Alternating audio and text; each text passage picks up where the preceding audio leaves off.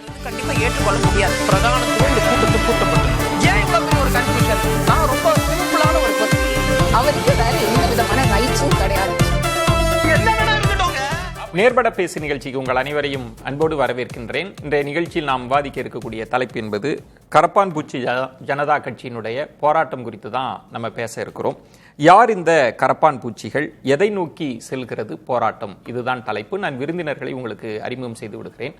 பத்திரிகையாளர்கள் மற்றும் அரசியல் விமர்சகர்கள். திரு ஆர்கே அவர்கள், வணக்கம் ஆர்கே. பிரபாகர் தமிழரசு அவர்கள், வணக்கம் பிரபாகர். ரமேஷ் சேதுராமன் அவர்கள், வணக்கம் ரமேஷ் சேதுராமன். திரு ஷபீர் அவர்கள், வணக்கம் ஷபீர். ஆர்கே, உங்களிடமிருந்தே தொடங்குறேன்.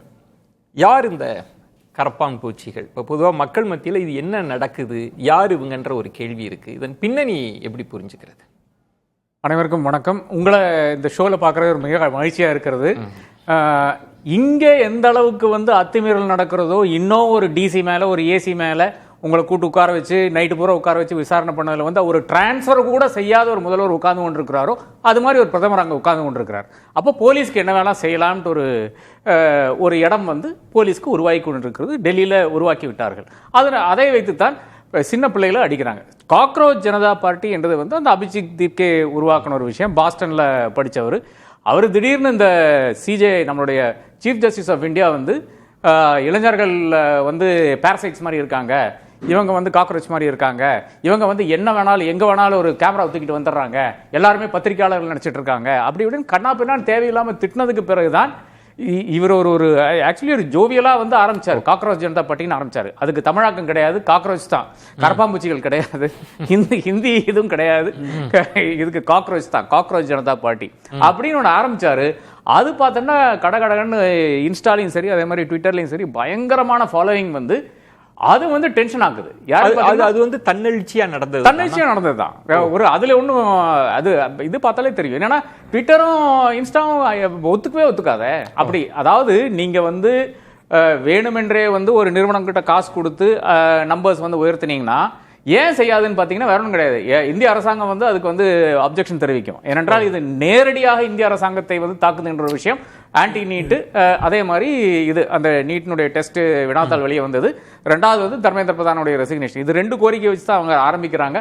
அப்போ ஆரம்பிக்கும் போது நிச்சயமாக இன்ஸ்டாங்கிறது யாருகிட்ட, இன்ஸ்டாகிராம் மெட்டா கிட்ட இருக்கிறது. மெட்டா இன்னைக்கு அம்பானி கூட சேர்ந்து தான் இன்னைக்கு தமிழ்நாட்டில் மட்டும் கிடையாது, இந்தியா பூரா வந்திருக்கிறது. பெரிய ஒரு $10 பில்லியன் இது இன்னைக்கு இந்தியாவில் செய்து கொண்டிருக்கிறார்கள். அப்போ அந்த அளவுக்கு இருக்கிறதுனால அம்பானி நம்மளுடைய பாரத பிரதமருக்கு பெரிய ஒரு தோழனா இருக்கிறதுனால, அதானி அம்பானி ரெண்டு பேரும் தான் பெஸ்ட் ஃப்ரெண்ட்ஸ். அதுக்குனால 100% வரவே மாறுது. அதானியுடைய சேனல்கள் என்ன பேசி கொண்டிருக்குன்னு, அம்பானியுடைய சேனல்கள் என்ன பேசி கொண்டிருக்குன்னு நான் இன்னைக்கு காத்தால கூட அதுக்கு ஒரு வீடியோ போட்டிருக்கேன். அதாவது போலீஸ் தரப்பில் இத்தனை பேரை துன்புறுத்தினார்கள், அடித்தார்கள், காயப்பட்டார்கள் என்று தலைப்பு செய்தியா வருது. அதே நேரத்தில் ப்ரொட்டஸ்டர்ஸ் எத்தனை பேர் அடிபட்டு இருக்கிறார்கள், எத்தனை பேர் காயப்பட்டிருக்கிறார்கள் என்ற விஷயமே கிடையாது. ஒரு சேனல்லையும் கிடையாது. Just not Ambani and Adani channels. Okay, ஒரு சேனலையும் கிடையாது. இதுதான் டெல்லியில் இருக்கின்ற ஆங்கில சேனலுடைய லட்சணமா இருக்கு. இதுல ஒரு விளக்கம் மட்டும் ஆர்கே. இப்போ அண்ணா ஹசாரே மூமெண்ட் வந்தது, அதன் பிறகு பலரும் அதற்கு பின்னால் பாஜக கை இருந்ததாகலாம் பேசினாங்க, காங்கிரஸ் அரசை வீழ்த்துறதுக்காக. இப்ப நாடாளுமன்ற தேர்தல் நெருங்கி வரக்கூடிய சூழல்ல பாஜகவுக்கு எதிராக யாராவது இப்படி திட்டமிட்டு பின்னால் இருந்து செய்யறாங்களான்ற ஒரு கேள்வி இருக்கே, அப்படி அதை பார்க்கலாம். இல்ல, அபிஜித் தீப்கே என்ற அந்த நபர் ஆப்போட அசோசியேட் பண்ண ஒரு நபர் தான். அதன் பிறகு அதுல வெளியே வர்றாரு. அதன் பிறகு கூட பல ஆப்பில் இருந்த, இல்லைன்னா முன்னால் இருந்த நபர்கள், இன்னால் இருக்கிற நபர்கள் எல்லாம் சப்போர்ட் பண்றாங்க. இன்ஃபேக்ட் மணிஷ் சிசோதியா கூட அந்த இடத்துக்கு போறாரு, அரவிந்த் கெஜ்ரிவால் போறாரு, அதை சார்ந்த ஆப்பை சார்ந்த பல நபர்கள் அங்கே செல்கிறார்கள். அப்படி இருந்தால் கூட ஒரு ஏறத்தாழ ஒரு 3 days பேக்ல இருந்து இது இவருடைய கையிலிருந்து போயிடுச்சு. அதாவது எப்ப சோவனம் வாக்சுக்கு சொல்றாரோ, நான் உண்ணாவிரதம் இருக்க போறேன்னு சொல்றாரோ, அப்பவே கொஞ்சம் அப்படியே அதனுடைய தன்மை மாறுது. அது ஆப்பினுடைய கையிலிருந்து வெளியே வருது. ஆப் முழுக்க ஆப்புன்னு சொல்ல முடியாது, ஆப்பில் இருந்து வெளியே வந்த நபர்களா இருக்கிறார்கள். அப்படி இருந்தால் கூட அந்த என்டையர் சிஸ்டம், நீங்க குறிப்பிட்ட மாதிரி அந்த என்டையர் 2011 இருந்து நடந்த அந்த விஷயங்கள் நன்றாக தெரிஞ்ச ஒரு கும்பல் தான் அங்க உள்ள இருக்கிறது. அவர்களிட்ட இருந்து எப்போ வெளிவருதுன்னு பாத்தீங்கன்னா, இவர் போய் படுத்து ஒரு 10 நாளைக்கு பிறகு அது ஒரு இஷ்யூவா மாறும்போது தான் பிள்ளைகள் எல்லாம் வர ஆரம்பிக்கிறார்கள். அதுவும் வந்து எனக்கு நன்றாக தெரியும். என்னோட படிச்ச ஜேர்னலிசம் என்கிட்ட இருந்து கத்துக்கிட்ட பசங்கள், ஏசிஜியில் கத்துக்கிட்ட பசங்க என்கிட்ட சொல்லுவாங்க, சார் நாங்க வந்து ஸ்கூல்ல படிக்கும் போது எங்களை வந்து பஸ்ல கூட்டிட்டு போவோம். எது ஸ்கூல்ல வந்து ஸ்கூல் பஸ் கூட்டிட்டு போவோம், அண்ணா ஹசாரனுடைய அந்த இடத்துக்கு வந்து கூட்டிக் கொண்டு போவோம். பார்த்தா ஒரு பெரும் வெள்ளம் மாதிரி இருக்கும். இது பண்ணதே வந்து முக்கியமான ஸ்கூல்ஸ், அங்க இருக்கின்ற முக்கியமான, டெல்லியில் இருக்கின்ற முக்கியமான ஸ்கூல்ஸ். அது வந்து அந்த செல்வந்தர்கள் தான் செய்த விஷயமா இருக்கிறது, பாஜகவினுடைய ஒத்தாசையால் செய்த விஷயமா இருக்கிறது. இது நமக்கு மிக தெளிவாக மிக எளிதாக கண்டுபிடிக்கக்கூடிய அந்த விஷயமா இருக்கிறது. ஆனா இன்னைக்கு அது கிடையாது. இன்னைக்கு மட்டும் கிடையாது, இந்த பாஸ்ட் ஒரு 4-5 நாளாக வந்து இது ஒரு ஆர்கானிக்காக எங்கிருந்தோ வந்த பசங்கள், தாராளமாக டெல்லியிலிருந்து வந்தவர்கள் தான். அதை தாண்டியும் வந்து எம்பியிலிருந்து வந்தவங்க, பீகார்ல இருந்து வந்தவங்க, இந்த மாதிரி, அதாவது ஒரு மத்திய அரசுக்கு எதிரான ஒரு எதிர்வினைன்னு புரிஞ்சுக்கலாமா? அப்படி அது புரிஞ்சுக்கலாமா? இல்ல வந்தவங்க பொலிட்டிக்கலா இருக்கிறாங்க, சில டிமாண்டோட இருக்கிறாங்கன்னு புரிஞ்சுக்கலாமா? இது இவங்க யாருக்கு நெருக்கடி தர போறாங்கன்னு நினைக்கிறேன். இல்ல, இந்த நீட்டினுடைய பேப்பர் லீக் என்ற விஷயம் இருக்கு இல்லையா, அது வந்து ரொம்ப அதிகமாக மிடில் கிளாஸ் வந்து பாதித்திருக்கு. அதுதான் பிரச்சனை. அதாவது ஏறத்தாழ ஒரு 3 லட்சம் ரூபாயிலிருந்து ஏறத்தாழ 10 லட்சம் ரூபாய் வந்து செலவு பண்ணித்தான் ஒரு பையனை வந்து தயார் பண்றாங்க நீட்டுக்காக. 8ஆம் கிளாஸ்ல இருந்து இல்லைன்னா 11ஆம் கிளாஸ்ல இருந்து அப்பதான் தயார் பண்றாங்க. அந்த சிறுவன் போய் எழுதிட்டான், பரீட்சை எழுதிட்டு அவன் வந்து ஹாப்பியா வர்றான். இவ்வளவு எழுதின பிறகே தெரியும் இவ்வளவு வரும்னு எல்லாம் தெரியும். எல்லாரும் ஒரு 500, 550, 600 அப்படின்னு நினைத்து கொண்டிருக்கிற அந்த வேலையில் அதுக்கப்புறம் பலரும் வந்து டூர் எல்லாம் போயிட்டாங்க. அதன் பிறகு ஒரு 20 நாள் கழிச்சு, 24 நாள் கழிச்சு, இல்லங்க இன்னொரு நீட் நடக்க போகுது, நீங்க இப்ப எழுதின நீட்டு தவறு அப்படின்னு சொன்னதுல தான் ஒரு பக்குன்னு வந்து அனைவருக்கும் வந்து ஒரு பெரிய ஒரு ஷாக் வருது. ஒண்ணு. ரெண்டாவது என்ன ஆகுதுன்னு பாத்தீங்கன்னா, மறுபடியும் ப்ரிப்பேர் பண்றதுக்கு காசு செலவாகும். யாரும் ஒரு கோச்சிங் சென்டரும் இந்த இடைப்பட்ட காலத்துல வந்து காசு வாங்காமலாம் கிடையாது. இந்த பசங்க போனாங்க, மறுபடியும் படித்தார்கள், மறுபடியும் எழுதினார்கள். அப்போ அதுலதான் ஒரு பெரிய ஒரு குமரல், இல்லை என்றால் ஒரு பெரிய ஒரு நெருடல் வந்து மக்களுக்கு வந்து வருகிறது. நடுத்தர வர்க்க இளைஞர்களுக்கான ஒரு ஆவேசம், இந்த நீட் முறைகேடுக்கான ஆவேசமா தான் வந்து. ஆமா, அது பேரண்ட்ஸ், பாஜகவுக்கு ஓட் பண்ணவர்கள் பேரண்ட்ஸ், அந்த பேரண்ட்ஸுக்கும் அந்த பிரச்சனை வருகிறது. இன்னைக்கு கூட நீங்க எவ்வளவோ வீடியோஸ் வந்து கொண்டிருக்கிறது, இதெல்லாம் பாகிஸ்தான்ல உருவான வீடியோஸ் கிடையாது, ஆனா இல்ல இங்க உருவான வீடியோஸ் தான். அந்த வீடியோஸ் கூட பேரண்ட்ஸ் கூட பேசிக் கொண்டிருக்கிறார்கள், இந்த மாதிரி ஆச்சு, என் பையனுக்கு இவ்வளவு ஆச்சுன்னு. அதே மாதிரி இறந்த பிள்ளைகளுடைய தந்தையார் தாயார் வந்து நிக்கிறாங்க, சொல்றாங்க என்னுடைய இந்த நிலைமை வந்து, என்னுடைய நிலைமை வந்து வேற ஒரு பேரண்ட்டுக்கு வரக்கூடாது அப்படின்னு பேசி கொண்டார்கள். அப்ப இதெல்லாம் சேர்த்து இதையெல்லாம் டேக்கிள் பண்ணவில்லை என்ற அந்த ஆதங்கம் தான். தர்மேந்திர பிரதான ரிசைன் பண்ண வச்சிருந்தா ஒரு பிரச்சனை இருந்திருக்காது. இல்லை என்றால் ஏதோ ஒரு டாப் ஆபீசரை அங்கிருந்து ரிசைன் பண்ண வச்சிருந்தா, இல்லை என்றால் அவனுக்கு வந்து ஒரு சிறையில் அடைத்திருந்தால் பிரச்சனையே இருந்திருக்காது. இது செய்ய முடியவில்லை. கோர்ட்ஸும் கம்ப்ளீட்டாக இதுல வந்து தன்னுடைய கையை கழுவிவிட்டது. இதுதான் பிரச்சனை. ஷபீர், ஒரு பெரிய போராட்டம் அப்படின்னா ஒரு காட்டுத்தீ பற்றுவது போல பற்றுகிறது அப்படின்னா கிட்டத்தட்ட அது இந்தியா முழுவதும் பரவலாம். போராட்டத்தின் டிமாண்டுன்றது வேறு, ஆனா அது என்ன அரசியல் தாக்கத்தை ஏற்படுத்தும், யாருக்கு நெருக்கடியை கொடுக்கும்ன்ற இன்னொரு கேள்வி இருக்கு. இதுக்கு பின்னணியில் யாருன்ற கேள்விலாம் இருக்கு. மத்திய அரசு இதை எப்படி பார்க்குறாங்க, இதை எப்படி புரிஞ்சுக்கிறது இந்த விஷயத்தை? கடந்த 12 ஆண்டுகளாக குறிப்பாக பிரதமர் திரு நரேந்திர மோடி அவர்களுடைய ஆட்சியில் நீங்கள் அரசாங்கத்துக்கு எதிராக எந்த போராட்டத்தை நீங்கள் முன்னெடுத்தாலும் நீங்கள் ஆன்டி இண்டியன், உடனே நீங்கள் தேச துரோகி அப்படின்ற பட்டத்தை உங்களுக்கு வழங்கி விடுவார்கள். இதுதான் வந்து ஒரு ஜென்ரல் டெம்ப்ளேட் வந்து இவங்க வச்சுருக்காங்க. ஸோ இந்தியாவில் நடந்த எந்தெந்த நியாயமான போராட்டங்களுக்காக, அகிம்சை முறையில் நடந்த போராட்டங்களுக்கெல்லாம் வந்து அவர்கள் கொடுத்திருக்கக்கூடிய முத்திரை என்பது இது தேச துரோகிகளுடைய போராட்டம். ஓகே, அந்த நரேட்டிவ் வந்து இந்த போராட்டத்தில் உடஞ்சிருச்சு. பண்ண முடியல. இப்ப நீங்க தேச துரோகிகளுடைய போராட்டம்னு இதை முத்திரை குத்தினாலும் நீங்க என்ன வேணா சொல்லுங்க, எங்களுடைய போராட்டத்தில் ஒரு நியாயம் இருக்கிறது அப்படின்னு இளைஞர்கள் நிற்கிறார்கள், மாணவர்கள் நிற்கிறார்கள், பெற்றோர்கள் நிற்கிறார்கள். இதில் பாதிப்பு எந்த இடத்துல இருக்கு அப்படின்னு பாத்தீங்கன்னா, ஒரு 20 நாளா ஒரு போராட்டம் நடக்குது, எந்த போராட்டத்துக்கும் அரசாங்கம் செவிசாய்க்கவில்லை அப்படின்ற அந்த கோபம் என்பது ரொம்ப அதிகமாக இருக்கிறது. நீங்க கடந்த காலங்களில் நடந்த எல்லா போராட்டங்களையும் இந்த அரசாங்கம் ஒடுக்கிதான் இருக்கிறது. அது சிஏஏ போராட்டமாக இருந்தாலும் சரி, என்ஆர்சிக்கு எதிரான போராட்டமாக இருந்தாலும் சரி, அதை எளிதாகவும் அவங்களால எதிர்கொள்ள முடியும். விவசாயிகளுடைய போராட்டம், நீங்க விவசாயிகளையே வந்து தேச துரோகிகள், இவங்கெல்லாம் வந்து பாகிஸ்தான் கைக்கூலிகள் அப்படின்னு பேசிய அந்த காலங்கள்லாம் இருக்கிறது. அப்போ ஏதோ ஒரு இடத்துல அவங்களால அதெல்லாம் மேனேஜ் பண்ண முடிஞ்சு, பொலிட்டிக்கலா அதை மேனேஜ் பண்ண முடியும் பிஜேபியால. இந்த போராட்டத்தை பிஜேபியால மேனேஜ் பண்ண முடியல. இந்த போராட்டத்தை கண்டு பாஜக அஞ்சி நடுங்குகிறது அப்படின்றது நமக்கு ஒரு பெரிய உதாரணமே இருக்கிறது. காரணம் என்னன்னா, இந்த காக்ரோச் ஜனதா பார்ட்டி அப்படின்ற அந்த ஃபேஸ்புக் பேஜை வந்து முடக்கினது. அது முடக்கினோடனே அது ஒரு பெரிய ஆக்ரோஷமாக மக்கள் மத்தியில் சமூக வலைதளங்கள் எல்லாம் வந்து கருத்துக்கள் பதிவாகும் போது அது குறித்து அவங்க அரசாங்கம் எந்த பேச்சுவார்த்தையும் நடத்தல. அதுக்கப்புறம் அபிஷேக் தீப்கே வந்து இது டெல்லிக்கு வராரு, இந்த தேதிக்கு வந்து நாங்கள் ஜந்தர் மந்தருக்கு போக போறோம் அப்படின்னோடனே பெரிய அளவுக்கு ஒரு போலீஸை போட்டு ஒரு ப்ரொடெக்ஷனை போட்டு சிஐஎஸ்எஃப் எல்லா வந்து ஒரு பெரிய கூட்டத்தை வந்து ஏர்போர்ட்ல கூட்டிட்டாங்க. வந்த உடனே அவர் கைது செய்யப்படுவார், இந்த மாதிரி போராட்டங்கள் எல்லாம் ஒடுக்கி விடுவோம் அப்படின்னாங்க. அவங்களால பண்ண முடியல. ஏன்னா அவங்களுக்கு தெரியுது இந்த ஜென்சி மத்தியில, இன்னைக்கு இருக்கக்கூடிய இளைஞர்கள் மத்தியில ஒரு விதமான ஒரு ரெஸ்ட்லெஸ்னஸ் இருக்கு. அரசாங்கத்துடைய தோல்வியை அவங்க வந்து ரொம்ப சீரியஸா பாக்குறாங்க. அவர்கள் எந்த என்ன சொல்றது, இந்த சப்பக்கட்டுலாம் அரசாங்கம் அப்பப்போ சொல்லுவாங்க இல்லையா, காரணங்களை ஏற்க மறுக்கிறார்கள். இதுல ரெண்டு, நீங்க இதுக்கு ரெண்டு விஷயம் முன்னாடி நடந்த போராட்டங்கள்லாம் நீங்க பாத்தீங்கன்னா அது ரொம்ப ஈஸியா வந்து மதம் அப்படின்னு ஒரு மதத்தை வைத்து ஒரு முத்திரை குத்தி விடுவார்கள். அல்லது போராடுகின்றவர்கள் வந்து இஸ்லாமியர்கள் அப்படின்னும் போது அதுக்கு வந்து வேறு விதமான ஒரு முத்திரை என்பது குத்தப்படும். பாகிஸ்தான் சப்போர்ட்டட் போராட்டம் அப்படின்வாங்க. இந்த போராட்டத்துக்கு என்ன சொல்லி நீங்க வந்து இதை வந்து முத்திரை குத்த முடியும்? ரெண்டு கேள்விகள் நீங்க சொன்னதுல இருந்து, இப்ப சமூக ஊடகங்களை ரொம்ப எஃபெக்டிவா பயன்படுத்தி அரியணைக்கு வந்தவங்க தான் மோடி அவர்கள் வந்திருக்கிறாங்க. அப்ப சமூக ஊடகத்தில் ஒரு ரெஸ்ட்லெஸ்னஸ் தெரியுது அப்படின்னா அது அவங்களுக்கு தெரியும், அதனோட இம்பாக்ட் என்ன அப்படின்னு தெரியும்.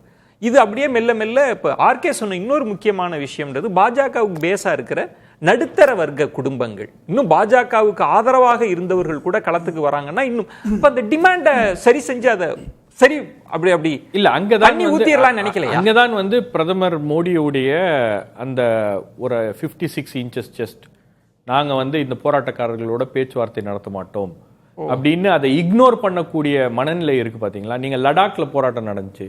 லடாக்ல போராட்டம் நடக்கும்போது அந்த போராட்டத்தை ஒடுக்க தான் முயற்சி பண்ணாங்க. அதுக்கப்புறம் சோனம் வாங்சுக்க ஜெயிலில் போட்டாங்க. மறுபடியும் இங்க வந்து அவர் போராட்டத்தில் உட்கார்ந்து இருக்கும் போது பேச்சுவார்த்தை நடத்த வேண்டும் அப்படின்றதா அட்லீஸ்ட் ஒரு டிமாண்ட் என்னன்னு கேட்கணும் இல்லையா ஒரு அரசாங்கம்? நீங்க எல்லா அரசாங்கங்களும் வந்து போராட்டம் நீங்க பண்ணிட்டு இருங்க, நாங்க கண்டுக்க மாட்டோம் அப்படின்னா அது வந்து மேலும் மேலும் அந்த போராட்டத்தை ஊக்கப்படுத்தும். இன்னும் வந்து 100 பேர் வந்து ஒரு 50 பேர் இருக்கிற போராட்டத்துல இன்னும் ஒரு 200-300 பேர் வருவதற்கான வழிவகையை அது உருவாக்கும். அந்த மாதிரி ஒரு மனநிலையை உருவாக்கி தர்மேந்திர பிரதான நாங்க மாத்திடுறோம். இல்ல மாத்த வேணாம். நீங்க முதல்ல இந்த போராட்டக்காரர்களோட பேச்சுவார்த்தை நடத்தி இருக்க வேண்டும். நீங்க அண்ணா ஹசாரேவுடைய போராட்டம் நடக்கும்போது என்ன நடந்துச்சு? அண்ணா ஹசாரேவுடைய போராட்டத்துக்கு பின்பு ஒரு மிகப்பெரிய அரசியல் இருந்துச்சு. அந்த அரசியல் என்ன அப்படின்றது அந்த போராட்டம் நடந்து முடிந்த ஒரு 5 ஆண்டுகளுக்கு பிறகுதான் மக்களுக்கு தெரியுது. அது பிஜேபி இருந்துச்சு, ஆர்எஸ்எஸ் இருந்துச்சு. ஆர்எஸ்எஸ் தான் முழுக்க அந்த போராட்டத்தை முன்னெடுத்தார்கள் அப்படின்றதெல்லாம் பின்னாடி இருந்து சப்போர்ட் பண்ணாங்க அப்படிலாம் தெரிஞ்சு. பட் இந்த குறிப்பாக இந்த அரசாங்கத்தை பொறுத்த வரைக்கும் நீங்க எந்த போராட்டமாக இருந்தாலும் எந்த பிரச்சனையாக இருந்தாலும் பிரதமர் அது குறித்து பேச மாட்டார், அரசாங்கம் அது குறித்து கண்டு கொள்ளாது. மணிப்பூர் பற்றி எறிந்தால் கூட நாங்கள் அதை பற்றி கவலைப்பட மாட்டோம். மணிப்பூருக்கு பிரதமர் வந்து அந்த பிரச்சனை பெரிய அளவுல நடந்துட்டு இருக்கும்போது பிரதமர் போய் பார்வையிட இல்லையே. அப்போ இந்த மாதிரி பல்வேறு விஷயங்கள் அப்படின்றது வந்து இது ஒரு பென்டப் ஆங்கர் மாதிரி அது வெடித்து இருக்கிறது. இது என்னன்னா, நீட்டுக்கு எதிராக தமிழ்நாடு போராடி கொண்டிருக்கிறது. 2017 ஆண்டு அனிதாவுடைய மரணத்துக்கு பிறகு நீட்டுக்கு எதிரான அந்த போராட்டம் அப்படின்றது அதுக்கு முன்னாடியே அது ஸ்டார்ட் ஆயிருச்சு. ஆனா அந்த போராட்டம் அப்படின்றது தமிழ்நாட்டில் பெரிய அளவுக்கு பேசப்பட்டு கொண்டு இருக்கக்கூடிய ஒரு விஷயமாக இருக்கிறது. சட்டமன்றத்தில் பல்வேறு தீர்மானங்களை நிறைவேற்றிருக்கோம், நீதிமன்றத்துக்கு போயிருக்கோம், ஒரு கமிஷன் போட்டிருக்கோம் நீட் எப்படி பாதிக்குது அப்படின்னு.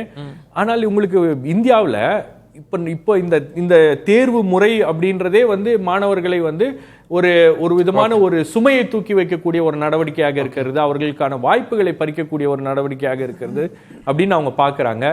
2வது வேலை வாய்ப்பு உங்களுக்கு ஒரு பெரிய பிரச்சனை. நீங்க அக்னி வீரன் ஒரு திட்டத்தை கொண்டு வந்த உடனே பெரிய அளவுக்கு ஒரு போராட்டம் வெடித்தது. நீங்க ட்ரெயின்லாம் கொளுத்திட்டாங்க. உங்களுக்கு பல மாநிலங்கள்ல இந்த போராட்டம் அதுவே பெருசா எங்க வெடிச்சிரு போதோ அப்படின்லாம் வந்து ஒரு பெரிய ஐயம் என்பது இருந்துச்சு.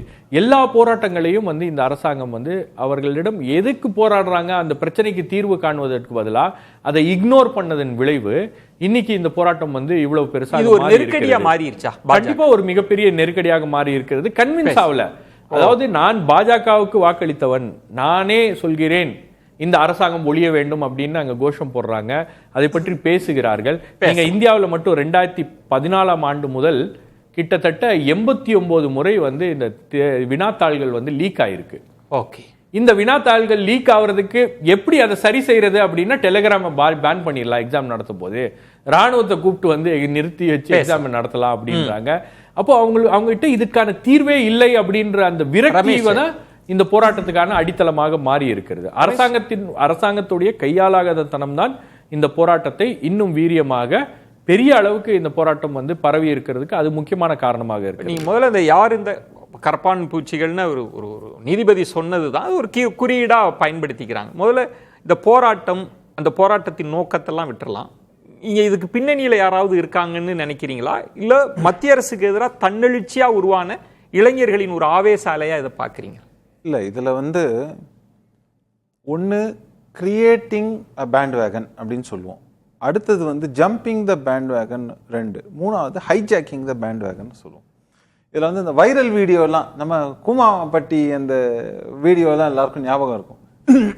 ஒன்றுமே இல்லாத ஒரு வீடியோ தான் சடனாக எப்படி வைரல் ஆகுது அப்படிங்கிற மாதிரி. ஓகே, அது வந்து ஒரு கான்டெக்ட்ல திடீர்னு அது பிடிச்சி அது எப்படி போகுது, அந்த மாதிரியாக ஒரு வார்த்தையை வந்து தேவையில்லை, அதாவது நம்மளோட சீஃப் ஜஸ்டிஸ் அவர் சொல்லக்கூடிய வார்த்தை அவர் என்ன கான்டெக்ட்ல சொன்னார்னு அவர் தெளிவுபடுத்தினார், வேற விஷயம். ஆனாலும் அவர் சொன்ன வார்த்தையை அதை வைத்துக்கொண்டு ஒரு த்ரெட்டா பில்டு பண்ணி அந்த காக்ரோச் ஜனதா பார்ட்டிங்கிறத உருவாக்கி அது ஜோக்கா சொன்ன மாதிரி, ஆர்கே சார் சொன்ன மாதிரி ஜோக்கா உருவாக்கப்பட்டது. ஆனா அது மொமெண்டம் கெயின் ஆக ஆரம்பிச்சிருச்சு. அந்த மொமெண்டத்துக்கு பின்னாடி யார் இருக்காங்க? அந்த மொமெண்ட் இல்ல அது தானா மொமெண்டம் இதுவாச்சு. இப்ப எப்படின்னா ஜல்லிக்கட்டுன்னு எடுத்தீங்கன்னா, ஜல்லிக்கட்டு தானா ஒரு மொமெண்டம் கிரியேட் ஆச்சு. ஆனா நீங்க நாளாக கூட்டம் வந்தது எல்லாம் ஜல்லிக்கட்டு. ஆனா அது ஜல்லிக்கட்டை மட்டும்தான் அந்த இடத்துல பேசினாங்களான்னு போய் பார்த்தவங்களுக்கு மட்டும்தான் தெரியும். அங்க கும்பலா ஒரு சிலர் கொண்டு வந்து 10-15 அஜெண்டா அங்க உள்ளுக்குள்ள ஓடிக்கொண்டிருந்தது. அது மாதிரி இதை என்ன பாக்குறீங்க? இதுலயும் சொல்றேன், இது ஒண்ணு. இந்த மாதிரி தன்னெழுச்சியாக ஒரு சில விஷயங்கள் நடக்கும். ஆனா அதுல எப்படியெல்லாம் யார் கேபிட்டலைஸ் பண்ணிக்கலாம், இந்த பொலிட்டிக்கல் பார்ட்டிஸ் இருக்கு, எல்லாருமே அதை பயன்படுத்தி கொள்ள முயற்சி பண்ணல. இதுல ஒரு கேள்வி ரமேஷ், ஒரு நிமிஷம், இந்த நீட் விவகாரத்தை பத்தி சொல்றேன், நீங்க என்ன கேள்வி கேட்பீங்கிறதுக்கும் நான் வரேன். நீட் விவகாரத்தை பொறுத்த வரைக்கும் இது சரியா தவறா இவங்களுடைய கோரிக்கைகள்ங்கிறது முதல் விஷயம். நான் சொல்றேன், உங்களால இந்த அரசுக்கு நான் சொல்றேன், உங்களால ஒரு தேர்வுக்கு உண்டான ஒரு பேப்பரையே உங்களால ப்ரொடெக்ட் பண்ணாம அதுக்கே ஆர்மியை கொண்டு வந்து தான் நீங்க நிறுத்தணும்னு சொன்னா உங்களுடைய கெப்பாசிட்டி கேள்விக்குறியானதுன்னு அர்த்தம். ரெண்டாவது விஷயம் சொல்றேன், நீட் விவகாரத்தை பொறுத்த வரைக்கும் ஷபீர் சொன்ன விவகாரத்துக்கு இன்னொரு மேட்டர் வரேன். இது நம்ம என்னவோ நினைச்சிட்டு இருக்கோம், நீட் ஒரு பக்கம் நடக்குது, அதுல வந்து மெரிட்டுங்கிறத சொல்றோம், அந்த நீட் அந்த ஆஸ்பெக்ட்ல வரவேற்க வேண்டிய ஒன்று. ஆனால் இங்க அந்த சிஸ்டத்தையும் சர்க்கம்வென்ட் பண்றதுக்கு ரொம்ப பெரிய ஒரு நெட்வொர்க் வேலை பண்ணுதுங்கிறது இருக்கு. இல்ல, நான் அதை நம்ம நீட்டோட பாசிட்டிவ் நெகட்டிவ் எல்லாம் தள்ளி வச்சுட்டு இந்த போராட்டத்திற்கு ஒரு 2 பாயிண்ட் இருந்தது. இப்போ ஒரு தன்னெழுச்சி, எத்தனையோ போராட்டங்கள் நடந்தது, ஷபீர் சொன்ன மாதிரி அதுக்கு ஒரு முலாம் பூசப்பட்டது எளிதா.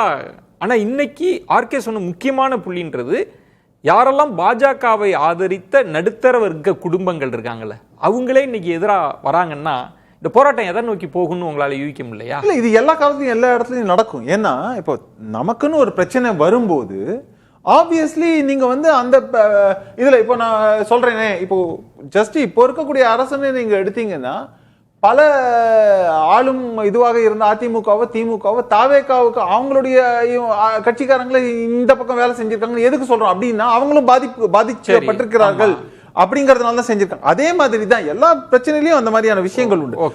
என்னதான் நீங்க பாஜக சப்போர்ட்டர்னு சொன்னா கூட கேஸ் விலை உயருதுன்னு சொன்னா அப்ப அவங்க என்ன எதிர்த்து அந்த மாதிரி தான். இது ஒரு சின்ன விஷயத்துக்கே சொல்லும் போது இதுவும் ஒரு முக்கியமான விஷயம். இதுல என்ன ஆகுதுன்னா, இதுல கோடிக்கணக்கா நம்ம கடந்த காலங்கள்ல வந்து இந்த மருத்துவ கல்லூரிகளை நடத்தக்கூடியவர்கள்லாம் ரொம்ப இந்த நீட்டை பகிரங்கமா எதிர்த்தாங்கன்னு பார்த்தோம். இந்த பொலிட்டிக்கல் இதுல வந்து ஒரு அப்போஸ் பண்ணதுல அதுக்கு பின்னாடி இவங்க. ஆனா இன்னைக்கு அந்த சிஸ்டமை சர்க்கம்வென்ட் பண்றதுக்கான ஒரு மெத்தட ரொம்ப அழகா சிஸ்டமேட்டிக்கா அவங்க கண்டுபிடிச்சிட்டாங்க. பாதிப்பு ஏற்படுகிறது. இல்ல, ஷபீர் சொன்ன மாதிரி இப்ப நீட்டு வேணுமா வேண்டாமான்றது தமிழ்நாடோட டிமாண்டா இருக்கு. ஆனா இல்ல ரமேஷ், அடுத்த மாநிலங்கள்ல வந்து எங்களுக்கு வேணும், ஆனா இதுல இவ்வளவு முறைகேடு இருக்கு. அதான் நானும் சொல்றேன். அதை பிஜேபி எக்ஸ்போஸ் பண்றாங்க. ஒண்ணு வேலை இல்லாத இளைஞர்கள் இவ்வளவு காலம் அப்படியே இருந்தாங்கல்ல, அதை பத்தி பேசி பேசி பேசி நம்ம கடந்து வந்துட்டோம். அதெல்லாம் வெடிச்சு வருதுன்னா இது யாரை போய் உழுக்குன்னு இல்லைங்க. நீங்க வந்து ஒரு சம்பந்தமே இல்லாத ஒரு விஷயத்துக்கு கூட ஒரு இளைஞன் எப்போ போவான் அப்படின்னாக்கா அவனுக்கு இருக்கக்கூடிய கோவத்தை காட்டுறதுக்கு ஒரு அவென்யூ இருக்குன்னா அங்க போய் அவன் நிப்பான். இன்னொரு விஷயம் சொல்றேன், பாஜக ஆட்சிக்கு வந்தது 2014 அப்படின்னு இருக்கும்போது நீங்க 12 வருஷம் கடந்துட்டீங்க. அன்னைக்கு ஒரு 6 வயசு 7 வயசு இருந்த குழந்தை இன்னைக்கு அந்த இவன் வந்து ஒரு இளைஞனாகி கிட்டத்தட்ட வந்து பாத்தீங்கன்னா 18-19 வயசு இருக்கு அப்படின்னாக்க அவங்களோட மைண்ட் செட்டே வேற. நீங்க ஒரு இது தலைமுறைங்கிறத சொல்றோம். இப்ப நான் உங்க நேரடியான கேள்வி, இது மத்திய அரசுக்கோ அல்லது பாஜகவுக்கோ எதிராக ஒரு பெரிய ஒரு காட்டுத்தீ மாதிரி இது இந்தியா முழுவதும் பரவுறதா நீங்க நினைக்கலையா? அந்த போராட்டத்தை அப்படி நினைக்கலையா? இது ஒரு பெரிய பாதிப்பை ஏற்படுத்தும் நினைக்கலையா? நிச்சயமா இட் மேக்ஸ் an impact-ன்றேன். இன்னொரு 20 செகண்ட்ல சொல்லிடுறேன். இன்ஃபேக்ட் சொல்லணும்னா இட்ஸ் an embarrassment.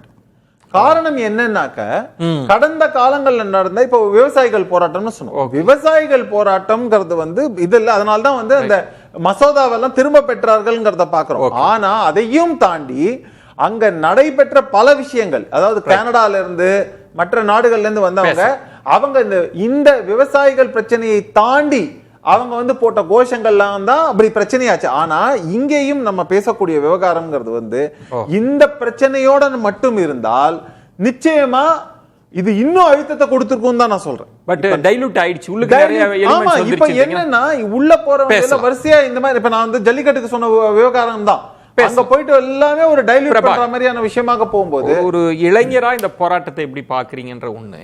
இன்னும் சில தலைவர்கள்ட்ட பேசுறப்ப இதுக்கு பின்னணியில யாரு இருக்காங்கன்னு நமக்கு தெரியல. அதையும் சொல்றமையா கண்டிக்க வேண்டியது. ஆர்கே சார் இருக்கும்போது நீங்க வந்து ஆமா நான் வேற முடியெல்லாம் போட்டு வந்திருக்கேன். ஷபீர் சொன்ன மாதிரி அன்னைக்கு அண்ணா ஹசாரே மூவ்மெண்ட் அந்த போராட்டம், அதன் பிறகுதான் இதுக்கு பின்னணியில யார் இருந்தாங்க, ஆர்கே சொன்ன மாதிரி யார் ஃபண்ட் பண்ணாங்க, யாரெல்லாம் அழைச்சிட்டு வந்தாங்க. இதுல ஒரு சின்ன சந்தேகம் இருக்கு, உண்மையில இதுக்கு பின்னணியில் யார் அப்படின்னு. இப்போ ரொம்ப ஆவேசமான இளைஞர்கள் கூட்டம் தான் அப்படின்னா அது மத்திய பாஜக அரசுக்கு எதிராக போகுதா? இன்னொன்று மூணாவது, இப்போ தமிழ்நாட்டிலே சோசியல் மீடியா எப்படி எலெக்ஷன்ல இம்பாக்ட் பண்ணுச்சுன்னு பார்க்குறோம். இல்லை அப்படி ஒரு மூமெண்ட் இந்தியா முழுவதும் உருவாக போகுதான்ற கேள்வியெல்லாம் இருக்கு. நீங்க எப்படி இதை புரிஞ்சுக்கிறீங்க? ஒன்று, இந்த போராட்டத்தை வந்து நம்ம எதோட சுருக்கிறோம்னா வெறும் நீட்டு குளறுபடி நடந்தது அதனால அதோட நம்ம குறைந்தியா அதான் சுருக்கிறோம். நம்ம நீட்டுன்றது சமீபத்திய பிரச்சனை. இந்த நேஷனல் என்டிஏயோட குளறுபடின்றது நீட்டு வந்து சமீபத்திய பிரச்சனை தான். இதுக்கு முன்னாடி அவங்க நடத்தின எல்லா தேர்வுகள்லையுமே யூஜிசி நெட்டு நடத்துவாங்க இல்லையா, யூஜிசி நெட்டுமே கடந்த முறை வந்து 2 முறை ரீடெஸ்ட் வச்சாங்க. ஏன்னா முதல் முறை கொஸ்டின் பேப்பரில் குளறுபடி நடந்துச்சுன்னு சொல்லி திரும்ப ஒரு 3 மாதம் 4 மாதம் கழித்து திரும்பவும் ஒரு தேர்வு நடத்துனாங்க. அதற்கப்புறம் இல்லை இனிமேல் வந்து நாங்கள் கணினி முறைக்கு மாற்றுவோம் அப்படின்னு சொல்லியிருக்கோம். இப்போ பேப்பர் ஓஎம்ஆர் ஷீட்டில் இருக்குது, நெக்ஸ்ட் வந்து நான் கணினி முறைக்கு மாறுவோன்னு இருக்காங்க. அடுத்து Q2 UGPG எக்ஸாம் ரிசல்ட்ஸ், அங்கே கொஸ்டின் பேப்பருமே வந்து சிலபஸுக்கும் வர கொஸ்டின் பேப்பருக்கும் சம்மந்தம் இல்லாமல் இருக்குன்றது. இப்படி தொடர்ச்சியாக வெறும் நீட்டை மட்டும் இல்லாமல் எல்லா அவங்க நடத்துகிற எல்லா நுழைவுத் தேர்வுலையுமே சிக்கல்கள் தொடர்ந்து இருக்குது. இது வந்து ஒன்று. இரண்டாவது, இப்போ இளைஞர்கள் வர்றாங்க, எதன் வழிபாடு வெறும் நீட்டு வழிபாடுனா வந்த இளைஞர்கள்ட்ட பேசினதுல அங்கே பெரும்பாலும் 17 வயதிலிருந்து 24 வயதுக்குள்ள இருக்க இளைஞர்கள் தான் அதிகமானவர் வர்றாங்க. ஒன்று, இவங்க எல்லாருமே வந்து ஒரு பின்புலத்துடன் வர்றாங்களா அப்படின்னா இது தொடங்கப்பட்டது ஒரு சிஜேபியால துவங்கப்பட்டிருக்கு, அபிஜித்தால வந்திருந்திருக்கும். ஆனா வர்றவங்க யாரும் அபிஜித்தை பார்த்தோ அல்லது சிஜேபி காக்ரோச் ஜனதா பார்ட்டி அப்படின்றத வச்சு யாரும் வரல. அங்க வந்து மார்க்சிஸ்ட் கம்யூனிஸ்ட் கட்சியோட SFI இருக்காங்க, சிபிஐ இந்திய கம்யூனிஸ்ட் கட்சியின் மாணவர் அமைப்பு இருக்கு, காங்கிரஸோடைய மாணவர் அமைப்பு இருக்காங்க. இவங்க எல்லாத்தோட அதிகமான மாணவர் அமைப்பு வச்சிருக்கிறது வந்து சிபிஐ எம்எல். அவங்க மாணவர் அமைப்பு தான் முன்னின்று இதை நடத்திட்டு இருக்காங்க. ஏஎஸ்எஃப் சிபிஐ எம்எல்லோடது வந்து AISA அந்த அமைப்பு தான் அதிகமான நபர்களை உள்ள இணைச்சிருந்திருக்காங்க. இவங்க எல்லாருமே வந்து அவங்களோட ஆர்கனைஸ்டு அமைப்பு நபர்கள் வந்திருந்தாலும் மற்ற மாநிலம், நம்ம வந்து டெல்லிக்குன்னு தனி பாப்புலேஷன் கிடையாது, மற்ற மாநிலங்கள்ந்து வர பாப்புலேஷன் தான். அப்போ இங்கே எந்தெந்த மாநிலங்கள்ந்து அதிகமான நபர்கள் வந்திருக்காங்க இந்த போராட்டத்துக்காகவே வந்து 20 நாள் 22வது நாள் போய்கிட்டு இருக்கு. வந்ததுலேருந்து பீகார், உத்தரப்பிரதேஷ், ஹரியானா, மத்திய பிரதேஷ், பஞ்சாப் உள்ளிட்ட மாநிலங்கள்ல இருந்து இந்த போராட்டத்துக்காகவே தன்னெழுச்சி வந்த மாணவர்கள் இருக்காங்க. இங்கே அங்கிருந்து தங்கி படிக்கிறவங்க ஒரு குரூப் இருக்காங்க. அதுபோக இந்த போராட்டத்தில் பங்கெடுக்கணும் அப்படின்றதுக்காக இங்கே வந்திருக்காங்க. அப்போ அவங்ககிட்ட பேசுனது என்னன்னா, அவங்க அந்த மாநிலங்கள்லேருந்து வந்த மாணவர்களுக்கு எல்லாத்துக்கும் ஒரே வெளி வந்து கல்வி மட்டும்தான் இருக்கு. இந்த ஜென்ரேஷன் இருக்கும்ல, அவங்க தலைமுறையா அவங்க குடும்பத்துல ஏதோ ஒரு வேலை பார்த்துட்டு இருந்திருப்பாங்க. அவங்களுக்கு இருக்க ஒரே வெளி கல்விதான். இப்ப அங்கேயும் நீங்க வந்து முட்டுக்கட்டப்படுறீங்க. எங்களால் அடுத்த தலைமுறை இதை கல்வியை மட்டும் தான் நம்பி இருக்கோம், அந்த வேலையை இப்போ இந்த பரீட்சை எழுதி தான் நாங்கள் அடுத்த கட்டத்துக்கு நகர்த்த முடியும்ன்றது இருக்கு. அப்போ அது ஒரு ஜென்ரேஷனல் ஆங்கரா பாக்குறாங்க. ஜென்ரேஷனல் ஆங்கர்ல ஒரு கேள்வி, இப்ப வரப்போ ஒரு ஆவேசம் இருக்கு, ஒரு அரசுக்கு எதிராக, அது எந்த அரசுன்னு எங்களுக்கு தெரியாது. எஸ்டாப்ளிஷ்மெண்ட்டுக்கு எதிராக இளைஞர்கள் இருப்பதுன்றது ஒண்ணு, இல்ல நாங்க இந்த மத்திய பாஜக அரசுக்கு எதிராக இருக்கோம் அப்படின்னா அதனோட தன்மை வேறவா இருக்கும். அப்ப இந்த போராட்டம் வேற ஒரு விளைவை ஏற்படுத்த வாய்ப்பு இருக்கு. அதை பொலிட்டிக்கலா எப்படி புரிஞ்சுக்க? பொலிட்டிக்கலா இது வந்து பாஜக எதிராக இருக்கா என்று கேட்டால் பாஜக எதிராக தான் இருக்கு. அவங்களுக்கு வந்து இது சொல்யூஷன் இதுதான் நோக்கி போகணும், அவங்களுக்கு சொல்யூஷன்ல மாற்று கருத்துக்கள் இருக்கு. அங்க இருக்க வந்த இளைஞர்கள்லயோ ஆர்கனைசர்ஸ்லயோ அல்லது சிஜேபி பார்ட்டிலயோ. அவங்க சிஜேபி என்ன சொல்றாங்க, அவர் மத்திய அமைச்சரை வந்து நீக்கணும், என்டிஏவை கலைக்கணும்ன்றாங்க. என்டிஏவை கலைச்சா உள்ளுக்குள்ள மற்ற இன்னொரு அமைப்புகள் என்ன சொல்றாங்க, என்டிஏவை கலைச்சா இன்னொரு அமைப்பு அங்க வரப்போகுது, இந்த அமைச்சரை நீக்கினால் இன்னொரு அமைச்சர் அங்க வரப்போற. ஸோ சிஸ்டம் அப்படியே தான் இருக்கும், சிஸ்டத்தை இருக்க ப்ராப்ளம் சால்வ் பண்ணுன்றது. ஸோ தீர்வை நோக்கி போறப்ப உங்களுக்கு குழப்பம் இருக்கு. ஆனா ஒரு புள்ளியில் எங்க எல்லாரும் ஒன்றாக இருக்காங்கன்னா பாஜக எதிராக மனநிலை. இவங்க வந்து செவிசாய்க்க மாட்டேன்றாங்க. இவ்வளவு நாளும் இப்ப சரியாகும், அடுத்த தேர்வுல சரியாகும்னு பாக்குறாங்க. இப்ப நெட் எக்ஸாம் எல்லாம் கிட்டத்தட்ட நல்லா ப்ரிப்பேர் பண்ணி அவங்க கிளியர் பண்ணிருக்க வேண்டியவங்க. ஆனா இந்த எக்ஸாம் கேன்சல் ரீ எக்ஸாம்னா இந்த வாட்டி எனக்கு கிளியரா இருக்கும், அந்த டஃப்பான குளறுபடியான ஒரு தேர்வு முறையிலேயே நான் வந்து கிளியர் பண்ணியிருப்பேன். ஆனா இந்த முறை நீங்க ரத்து பண்ணீங்கன்னா அடுத்த 6 மாதத்துக்குள்ள அவங்க வாழ்க்கை முறையில வேற சில விஷயங்கள் சந்திக்க வேண்டியதா இருக்கும். ஒருவேளை பொருளாதார சூழ்நிலை படிக்க முடியாம இருக்கு, குடும்பத்துல வேற ஏதோ சூழல் ஏற்படுது, சில பெண்களுக்கு வந்து திருமணம். இந்த சூழலாம் மாற இந்த கோபத்தின் வெளிப்பாடு தான் இருக்கு. இது முழுக்க பாஜக எதிராக தான் இருக்கு. ஆனா இதை அறுவடை பண்ணுவதற்கு அந்த மாநிலத்தில் இருக்க கட்சிகள் தயாராக இருக்காங்களா அப்படின்னு கேட்டா அதுதான் பெரிய கேள்விக்குறி. அது ஒரு பெரிய அதுதான் நீங்க வந்து இது யாருக்கு எதிராக போகுதுன்ற பிரச்சனை கிடையாது, இது பாஜக எதிராக தான் நிச்சயமா போகுது. இன்றைக்கு தான் வந்து காங்கிரஸ் தலைவர் நேரடியா போய் விசிட் பண்ணிருக்காரு. ஆனா காங்கிரஸ் தலைவர் வந்து மருத்துவமனைக்கு செல்றார் அப்படின்றது தகவல் தெரிஞ்சு முன்னாடியே ஜேபி நட்டா அவர்கள் நேரடியாக போய் செஞ்சுட்டாரு. போய் அவரெல்லாம் மீட் பண்ணிட்டார். போராட்ட அந்த அனுமதியில் அந்த மருத்துவமனையில் அனுமதிக்கப்பட்டிருந்த மாணவர்களை போய் நேரில் சந்திச்சிட்டார். இன்றைக்கு தான் காங்கிரஸ் வந்து பிரதமர் அலுவலகத்தை முற்றிட்டு இருக்காங்க. இன்னைக்கு அப்கோர்ஸ் இன்னைக்கு முழு நாளும் வந்து லைம்லைட்டை வந்து காங்கிரஸ் வந்து எடுத்திருக்காங்க, அதுல மாற்று கருத்து இல்லை. ஆனா இது வந்து 22 நாள் ஏறத்தாழ தாண்டி இருக்கு.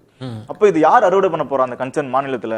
இதுக்கு ரொம்ப சிறந்த உதாரணம் நம்மளுக்கு விவசாயிகள் போராட்டம். ஏறத்தாழ 378 நாட்கள் விவசாயிகள் ஒரு வருடத்துக்கு மேலாக போராட்டினாங்க. கரெக்ட். அதுக்கப்புறம் நடந்த தேர்தல்கள் இருக்குல்ல, 5 மாநில தேர்தல் நடந்தது. அதுக்கப்புறம் ஒரு நடந்து இப்ப வரைக்கும் 5 மாநில தேர்தல். அதுல வந்து எல்லா இடங்களையும் பாஜக ரிட்டைன் பண்ணிருக்காங்க. காங்கிரஸ் வந்து எங்க பஞ்சாப்ல மட்டும் தான் காங்கிரஸ் ஆளுங்கட்சியா இருந்தது. அங்க வந்த விவசாயிகள் பெரும்பாலானவர் ஹரியானா பஞ்சாப்ல இருந்து வந்திருக்காங்க. அப்போ இந்த எதிர்ப்பை புறம் அங்க அறுவடை செஞ்சிருக்கணும் இல்லையா? அறுவடை செஞ்சு காங்கிரஸ் ஆவேசம் இருக்கு. ஆனா அதை யாரு அறுவடை பண்ண போறாங்கன்றதுல ஒரு கேள்விக்குறி. அறுவடை பண்ணது அங்க கிரவுண்டே இல்லாம அறுவடை பண்ணாங்க. இதுல இன்னொன்று பலரும் யூகங்கள் இருக்க, இந்த போராட்டத்திற்கு பின்னணியில் நம்ம அவ்வளவு சீக்கிரம் போயிட முடியாது. ஏன்னா ஒரு நிழல் யுத்தம் RSSக்கும் மோடி அமித்ஷா அவங்களுக்கு நடந்துட்டு இருக்கு. அதற்கு பின்னணியிலும் நம்ம யோசிக்க வேண்டிய இடம் அப்படின்னு ஒண்ணு. பிரபாகர் சொன்னது, அதான் ரமேஷ் சேதுராமன் அவர்கள் சொன்னது வந்து இதற்குள்ள நிறைய அமைப்புகள், ஒரு மொமெண்டம் உருவாச்சு, நிறைய அமைப்புகள் உருவாயிருச்சுன்றது. இது அந்த சந்தேகம் எல்லாம் போயிடுச்சா, இல்ல யாருக்கும் கணக்கு இருக்கா? இதை வச்சு 29ல பிளான் போடுற மாதிரி கணக்கு இருக்கா? இல்ல 29 எங்கேயோ கிடக்குது. அது வந்து டிலிமிட்டேஷன் வரலாம், இது ஒன் நேஷன் ஒன் எலெக்ஷன் வரலாம், இது என்ன வேணா வரலாம், பெர்முடேஷன் காம்பினேஷன்ல என்ன வேணா பண்ணலாம். இப்போ பாராளுமன்றத்தில் இப்போ இருக்கிற கட்சிகளெல்லாம் உடைச்சு புது ஒரு பார்ட்டி உருவாக்கி அதில் வந்து 20 பேர் கொண்டு உட்கார வச்சு நிறைய பண்ணியிருக்காங்க. ஸோ அது என்ன வேணா பண்ணலாம், அது கம்ப்ளீட்லி டிஃப்ரெண்ட். ஆனால் இந்த அரசாங்கத்துக்கு எதிராக, இந்த ஆட்சிக்கு எதிராக, இந்த அதிகாரத்தில் இருக்கின்ற அமைச்சர்களுக்கு எதிராக ஒரு மனப்பான்மை வந்து 100% உருவாயிருக்கிறது. அது இன்னைக்கு நேற்று உருவானது கிடையாது, இதுக்கு முன்னாலே உருவானது. தேர்தல்கள் மட்டும் இவங்க ஜெயிக்கிறாங்க, அதுதான் நான் பார்த்து இருக்கிற விஷயம். திரிணாமுலை வந்து எப்படி தோக்கடிச்சாங்களோ அதில் ஒரு பெரிய ஒரு ஃபார்முலா வந்து கண்டுபிடிச்சிருக்காங்க. அந்த ஃபார்முலே தான் பாக்கி இருக்கிற இடத்துல எல்லாமே வந்து இம்ப்ளிமெண்ட் ஆக போகுது. அதாவது தேர்தல் ஆணையத்தை வைத்துக்கொண்டு இருக்கிற அதிகாரிகளை எல்லாம் மாற்றிவிடணும். அதன் பிறகு வந்து அவர்களுடைய அப்சர்வர்ஸ் யாரு, பாஜகவினுடைய கிளை செயலாளராக வேலை செய்கின்ற, இன்னைக்கு டெல்லியில் பார்த்தோம் இல்லையா, டெல்லியில் அந்த ஒரு அடிஷனல் கமிஷனர் பார்த்தோம் இல்லையா, ஒரு பெண்ணை வந்து அறையிறாரு.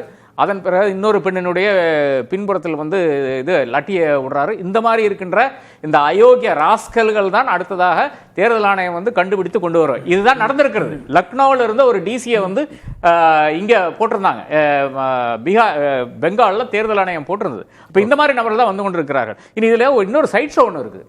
சைட் ஷோ என்னன்னு பார்த்தீங்கன்னா, இதுல வந்து பிரபாகர் சொன்ன மாதிரி ஏஎஸ்ஏ வந்து வாக்ட் அவே வித் க்ளோரி. ஏன்னா அந்த நேஹாங்கிற பொண்ணு very articulate girl, PhD scholar, JNUல நல்லா பண்ணாங்க. போய் உண்ணாவிரதம் இருந்து she becomes the face of the struggle. ஆனா ஏஎஸ்எஃப்பும் உள்ள இருக்குது, சிபிஐனுடைய ஏஎஸ்எஃப்பும் உள்ள இருக்கிறது, எஸ்எஃப்ஐ உள்ள இருக்கிறது. இவர்கள் எல்லாம் தாராளமாக போராட்ட களங்கள் கண்ட நபர்களா இருக்கிறார்கள். இவர்கள் நிறைய வேலை செஞ்சிருக்காங்க. ஆனா இவர்களுக்கு வந்து இப்போ வந்து இனி அடுத்து என்ன செய்யறதுன்னு தவிச்சு கொண்டிருக்கிறார்கள். அதனாலதான் நினைக்கிறேன் ஏஎஸ்எஃப் வந்து சென்னை சிபிஐ ஆபீஸ்ல உட்கார்றதுக்கு அதுக்காக ஒரு காரணம் நான் கருதுறேன். சபீர், இப்போ தமிழ்நாட்டிலே சோசியல் மீடியா இவ்வளவு பெரிய தாக்கத்தை ஏற்படுத்தும்னு யாருமே நினைக்கல. எல்லாரும் மரபார்ந்த முறையில தான் தேர்தல் வியூகங்களை வகுக்கிறப்ப பெரிய மாற்றம்னு. அது இந்தியா முழுவதும் நிகழ்வதற்கு வாய்ப்பு இருக்கான்ற ஒரு கேள்வி. இன்னொன்று, இப்போ பிரபாகர் சுட்டிக்கார் நீங்களே சொன்னீங்க, அக்னிவீர்ன்றதும் இப்போ பீகாரில் நடக்கிறப்பையும் கொரோனா காலம், வேலையின்மை, எல்லா பிரச்சனை பற்றியும் பேசுனாங்க. ஒரு பெரிய ஆவேசம் இருக்குது, இந்த இளைஞர்கள் மாற்ற போகிறாங்கன்னு நினச்சாங்க. ஆனால் ரிசல்ட் வேற தன்மையில் வந்தது. இப்போ இது எல்லாம் சேர்த்து பார்க்குறப்ப இந்த போராட்டம் எதை நோக்கி போகுதுன்னு, இதனோட இம்பாக்ட் என்ன இருக்கும்? நம்ம இது வந்து டூ ஏர்லி. இந்த போராட்டம் எப்படி போகும், இந்த போராட்டம் வந்து ஒரு அரசியல் இயக்கமா இது மாறுமா, ஒரு மக்கள்கிட்ட ஒரு பெரிய இம்பாக்டை கிரியேட் பண்ணுமா, இல்லை இவர்கள் பிரச்சாரம் மக்கள் மத்தியில் ஈடுபடுமா? ரெண்டாவது, இந்த போராட்டம் டெல்லியை மையப்படுத்தி இருக்கிறது.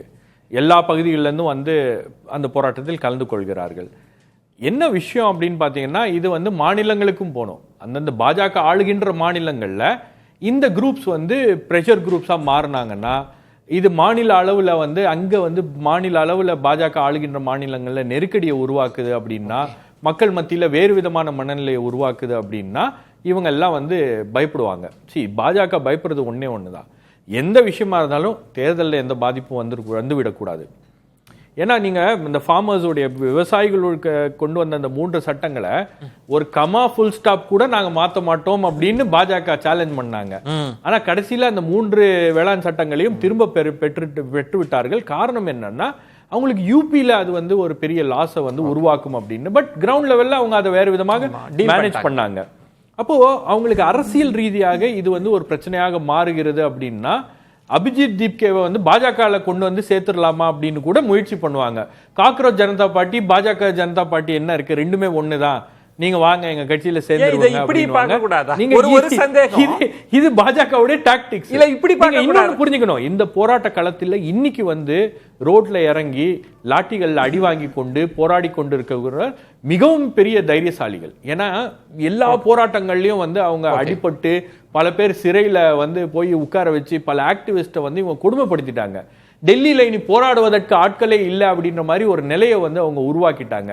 ஜேஎன்யூல இருந்து ஆரம்பிச்சு மற்ற எல்லா பகுதிகளிலும் இன்னைக்கு களத்துல மறுபடியும் வந்து மக்கள் நிக்கிறாங்க அப்படின்னா ஒரு நம்பிக்கையை அது கொடுக்கிறது. அதாவது அரசாங்கம் சொல்லுகின்ற எல்லா விஷயங்களும் ஏற்றுக்கொண்டு ஆமாசாமி போட்டுக்கிட்டு நாம வந்து வாழ்க்கையை நடத்திட்டு இருக்க மாட்டோம், திருப்பி கேள்வி கேட்போம் அப்படின்ற ஒரு தகவலை இது ரொம்ப ஸ்ட்ராங்கா சொல்லி இருக்கு. இது பாஜகவுக்கு ஒரு மிகப்பெரிய அச்சுறுத்தல் தான்.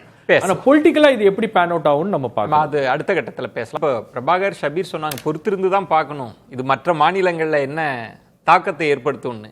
சென்னையிலும் போராட்ட காட்சிகளை பார்க்க முடியுது. இல்லை, அதில் யார் பண்ணாங்கன்னு பார்த்தாலே தெரிஞ்சிடும். ஸோ டிஒய்எஃப்ஐ இதை கம்யூனிஸ்ட் பார்ட்டியோட அவங்களோட ஸ்டூடெண்ட்ஸ் யூனியன் இவங்கெல்லாம் பண்ணுறாங்கும் போது இங்கே தான் பிரச்சனையாகுதுங்கிறேன். இதை பொலிட்டிக்கல் ஆஸ்பெக்டில் நீங்கள் கொண்டு போகிறீங்க. அதை கேட்டால் அதை கரப்பாம்பூச்சி ஜனதா பார்ட்டின்னு வேற நீங்கள் ஒரு இதை சொல்கிறீங்க. ஒன்று, நீங்கள் கம்யூனிஸ்ட் பார்ட்டியோட ஆர்கனைசேஷனை நீங்கள் அந்த இதுவாக பண்ணுங்க. சரி, நீங்கள் அங்கே வந்து ஒரு டிஃப்ரெண்ட் ஐடென்டிட்டியை எடுக்கிறீங்க. புரியுதா உங்களுக்கு? இப்படி இப்போ தான் சொன்னேன், இந்த ஆரம்பத்தில் 3 விஷயம் சொன்னேன். ஒன்று பேண்ட் வேகன் கிரியேஷன், அது நடந்துருச்சு. ஜம்பிங் த பேண்ட் வேகன்றது என்ன நடந்தாலும் அதுல நம்மளும் போய் ஒரு மொமெண்டத்தை கேப்சர் பண்ண முயற்சிக்கிறாங்கன்றீங்க. அது இங்க வந்து அதே மாதிரி இப்போ இங்க பண்றதுனால என்ன ஆயிடும் நான் என்ன கேக்குறேன். அப்படிதான் அவங்களுக்கு இதுனா டெல்லி கிளம்பி போட்டோம். இல்ல சார், எல்லா இடத்துலயும் ஆவேசம் என்ன சார்? டெல்லிக்கு போங்க, ஏன் டெல்லிக்கு போகணும்ன்றீங்க? ஏங்க நான் என்ன சொல்றேன், இல்ல இல்ல நியாயமா பேசணும் நீங்க. அதாவது ஒரு இஷ்யூ அப்படினா எல்லாரையும் பாதிக்கக்கூடிய இஷ்யூ, எல்லா அமைப்புகளும் அமைப்புகள் கடந்து வராங்க அப்படின்னும் போது அத வந்து நீங்க வந்து உள்நோக்கம் கட்டிப்பது அப்படிங்கறது பிரச்சனை. இதுதான் பிஜேபியோட பிரச்சனையே. அமைப்புகள் கடந்து வந்தா பிரச்சனை இல்ல. இப்ப நான் திரும்பவும் சொல்றேன், இதுதான் ஷபீர் ஒரு சொல்றது மாணவர் தவறான அமைப்பு, விஷயம் மாணவர் சொல்றேன். பிரச்சனைக்காக இது போராட்டம் அமைப்பு செய்வாங்க. இல்ல அதெல்லாம் சும்மா. SFI ஒரு மாணவர் அமைப்புங்க, பிரபாகர், DYFI ஒரு மாணவர் அமைப்புங்க, ASF ஒரு மாணவர் அமைப்புங்க. அந்த போராட்டத்தில் முன்னெடுக்கக்கூடியவர்கள் முக்கியமான நபர்கள். ஷபீர் சொன்ன பாயிண்ட் இதே வந்து ABVP எத்தனை போராட்டங்களை பண்ணிருக்கு, ABVP பண்ண போராட்டங்கள்லாம் தூக்கி பிடிச்சு பேசுவாரு. மாணவர்கள் ABVP எங்க இருக்கு, நீட் குறித்து ABVP ஓட நிலைப்பாடு என்ன, என்னுடைய நீட் குறித்து ABVP ஓட நிலைப்பாடு என்ன, ABVP எங்க இருக்கு? ஷபீர் ஒரு நிமிஷம், எனக்கு இதுல வருத்தமான விஷயம் என்னன்னா, நான் இதுல இருந்த நியாயமான விஷயங்களையும் சொல்லியிருக்கேன், பாஜக செய்த தவறுகளையும் சொல்லியிருக்கேன். இப்படி சொல்லும் போது ஷபீர் என்ன ஒரு தரப்புக்காக பேசக்கூடியன்ற அளவுல முலாம் பூசுவாராக ஆனால், அப்ப நானும் அதே மாதிரியான ஒரு விஷயத்தை நான் சொல்ல வேண்டியிருக்கும். தவறான விஷயம். ஷபீர் சொன்ன பாயிண்ட் பல போராட்டங்களுக்கு ஒரு சாயத்தை பூசினாங்க, ஆனா இந்த போராட்டத்துக்கு அப்படி பூச முடியாத ஒரு நெருக்கடி இருக்குன்னாரு. கிட்டத்தட்ட ஒரு அரை மணி நேரத்துக்குள்ளாகவே தமிழ்நாட்டில் இந்த பிரச்சனை இருக்கு அப்படின்றப்ப ரமேஷ் சேதுராமன் இல்ல இது தன்னெழுச்சி எல்லாம் இல்ல, இதுக்குள்ள அரசியல் வந்துருச்சுன்னா நாளைக்கு இந்த போராட்டத்தை டைலூட் பண்ண வாய்ப்பு இல்ல. இந்த எல்லா போராட்டமும் அரசியல் தான் சார். நீங்க தன்னெழுச்சியாக வந்தாலும் அதுல அரசியல் காரணம் இல்லாம யாரோ ஒருத்தர் எதிர்த்து தான் அந்த போராட்டம் நடத்துறாங்க. அப்ப அது அரசியல் இல்லாம இல்ல. அதனால அது டெல்லியில் நடந்தாலும் சரி, தன்னெழுச்சியாக நடக்கிறது அப்படின்னா தன்னெழுச்சியாக இணைச்சுக்கிறாங்க தங்களை அப்ப அது ஏதோ ஒரு அதை இயக்கம், அதுதான் இயக்கமா மாறுது. தன்னெழுச்சியாக நடக்கிற போராட்டத்துக்கு நம்ம ஏன் சிஜேபின்னு பேர் வைக்காம தன்னெழுச்சி போராட்டம்னு யாரும் பேர் வைக்கிறது இல்ல. ஸோ அது ஒரு இயக்கமா மாறுது. அப்ப இயக்கமா மாறும்பொழுது அரசியல் கட்சிகள் உள்ள வர்றாங்க. ஸோ அது அரசியல் அமைப்பாக திரண்டாதான் நீங்க அதுக்கு சரியான டைரக்ஷன் வர முடியும். நீங்க அமைப்பாக திரளாம நீங்க உதிரிகளாக இருக்காங்க, அதுதான் உங்களுக்கு வேணும். இப்ப பாஜகவுக்கு நீங்க இவங்களை பிரித்தாலும் சொல்லிச்சு அப்படின்ற மாதிரி இவங்களை ஒருத்தர் ஒரு சூழல் இருப்பாங்க. இப்ப இவர்கிட்ட கேட்ட இவர் ஒரு டிமாண்ட் சொல்லுவார், ஏன்னா தனியாக உதிரியா வர்றாங்க. பீகார்ல இருந்து வர்றவர் கேட்டா அவர் ஒரு கோரிக்கை சொல்லுவார், உத்தரப்பிரதேச வர்றவர் அவர் ஒரு கோரிக்கை சொல்லுவார். அப்ப இவங்க ஒருங்கிணைச்சு ஒரு டிமாண்ட் வைக்கணும், இதெல்லாம் தான் எங்களோட செட் ஆஃப் டிமாண்ட்ஸ், இதை நீங்க தீர்த்து வைங்கன்னு சொல்லி கோரிக்கை வைக்கணும்.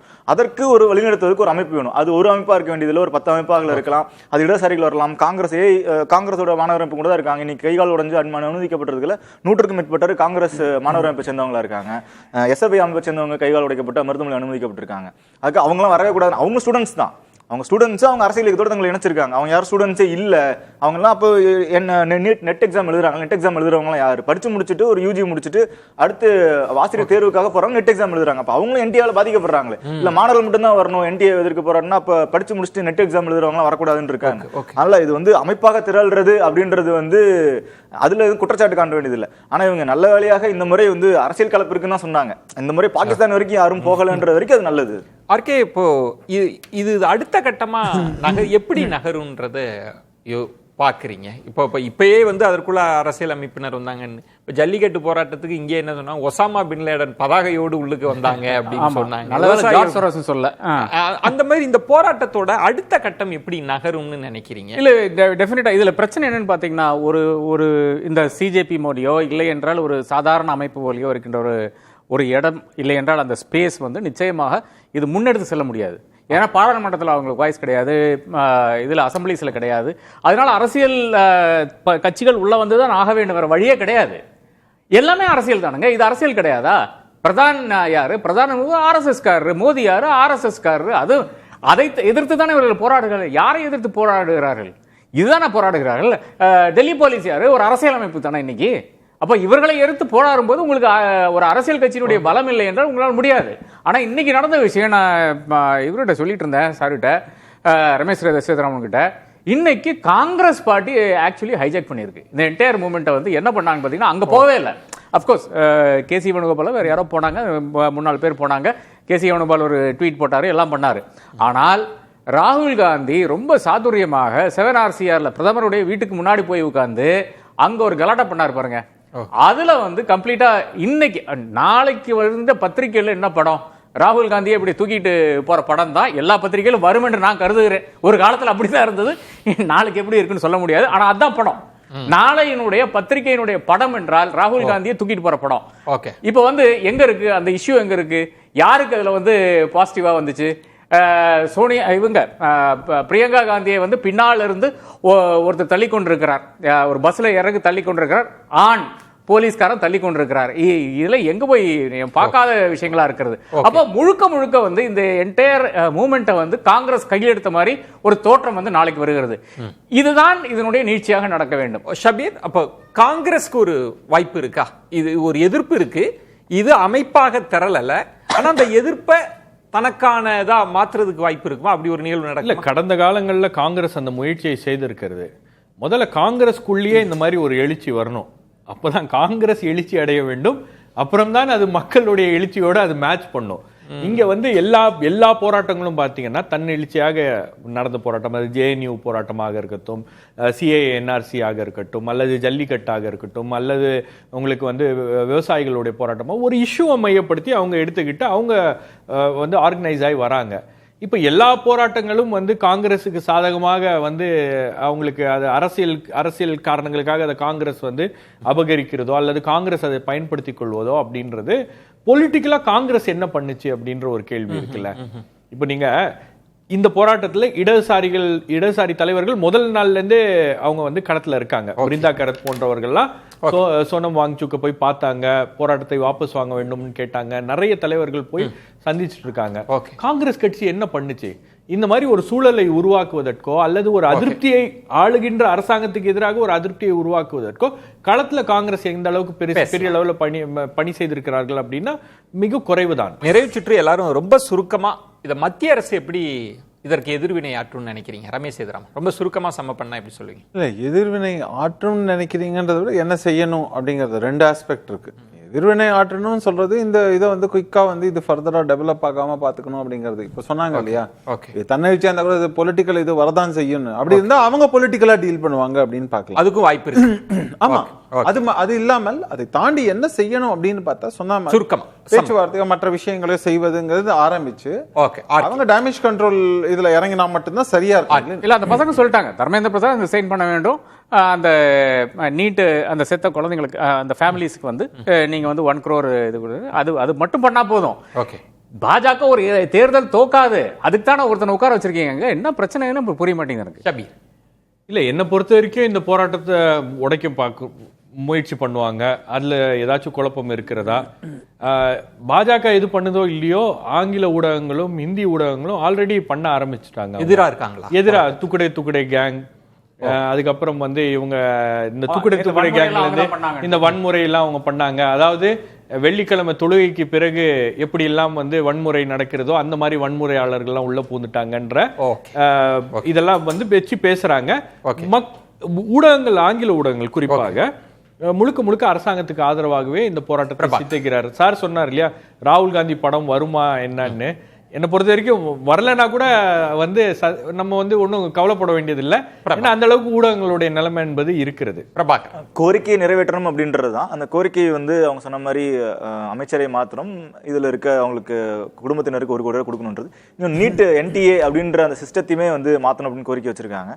பட் அது வந்து ஃபர்ஸ்ட் ஃபேஸ் தான். அது இன்னும் அவங்க பேச்சுவார்த்தை நடத்தினாங்க அப்படின்னா இன்னும் அது ஆழமாக அதை நோக்கி நகரும் அப்படின்னு தான் இருக்கு. அந்த சிஸ்டத்தையே வந்து மாற்றணும், அல்லது நீட் இந்த நுழைவுத்தேர்வுகள் எல்லாம் மாநில அரசே முடிவெடுக்கிற இடத்துக்கு கொண்டு போகணும், கல்வி மாநில பட்டத்துக்கு மாற்ற இடத்துக்கு நகரும் அப்படின்னு நான் பார்க்குறேன். நன்றி. விருந்தினர்களுக்கு நெஞ்சம் நிறைந்த நன்றிகளை தெரிவித்துக் கொள்கிறேன். மற்றொரு தலைப்பில் சந்திக்கலாம். நன்றி, வணக்கம்.